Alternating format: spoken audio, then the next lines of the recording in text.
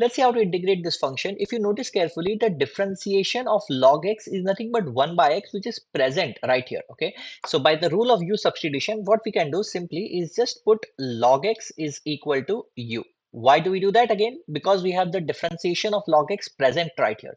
If you want to see the crystal clear explanation on when to do U substitution, check out the video that is attached on the top right now. Such explanation doesn't exist anywhere else on the YouTube. Okay, now let's continue with this discussion. We have log x is equal to u. Now we need to convert this entire integral from the x world to the u world. Now in order to convert it to the u world, we also need to convert the dx in terms of du. And in order to convert the dx in terms of du, we'll have to differentiate both the sides with respect to x. So we have derivative of log x with respect to x is 1 by x. And derivative of u with respect to x is nothing but du by dx. Okay.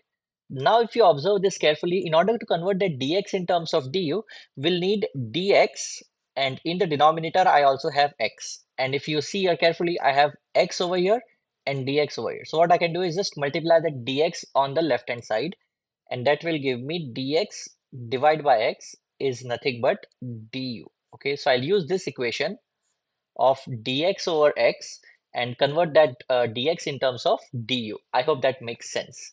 So if I write that integral now in the u terms, I know that log x is nothing but u.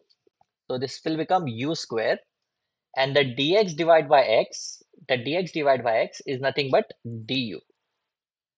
So it's very easy now to integrate this. We know integration of u square with respect to u is nothing but u cube divided by 3. This is just like u to the power n. So u to the power n plus 1 divided by n plus 1. Plus let's add constant of integration c. Now we can convert it back to the x world by doing, we know u is nothing but log x. So we can just write it as log x to the power 3 divided by 3 plus constant of integration c, and this is nothing but your final result. I hope that makes sense. If you understand the concepts that I'm teaching you, please do consider to like this video and subscribe to this channel. Also, if you're struggling with trigonometric integration, you'll see the link coming up right here.